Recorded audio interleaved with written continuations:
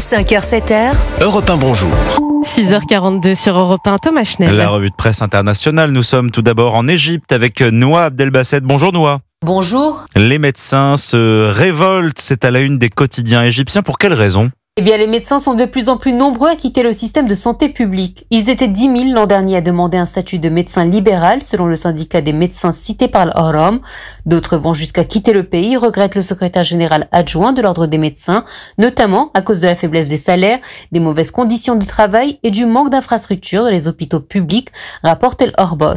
Avec une démographie galopante, l'Égypte compte moins de 2 lits d'hôpital et 0,8 médecins pour 1000 habitants.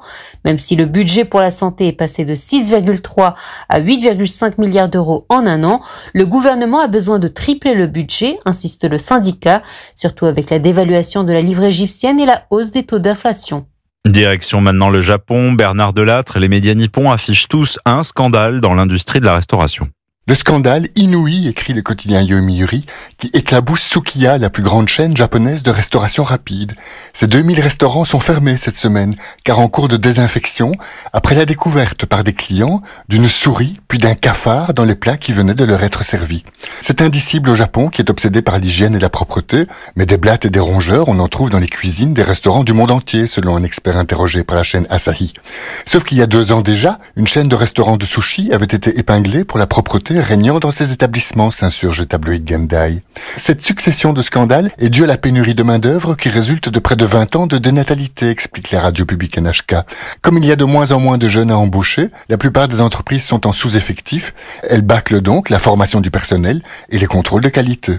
Et enfin, dernière étape au Chili, Joséphine Echelard, c'est l'observation spatiale qui est à la une des journaux chiliens. Les astronomes chiliens s'inquiètent de la construction d'un méga projet industriel dans le désert d'Atacama qui pourrait détériorer un lieu unique sur la planète, écrit Radio Biobio. Car le désert d'Atacama est l'un des meilleurs endroits au monde pour observer l'univers. Plusieurs des grands télescopes de la planète y sont d'ailleurs installés. Le complexe que l'entreprise AES Chile veut construire pourrait être installé à 11 voire 5 km des observatoires, détaille El Mercurio. Il s'étendrait sur plus de 3000 hectares avec des usines d'ammoniac et d'hydrogène, ainsi que des milliers d'unités de production d'électricité. Le journal de l'Université du Chili relaie les craintes de la Société chilienne d'astronomie.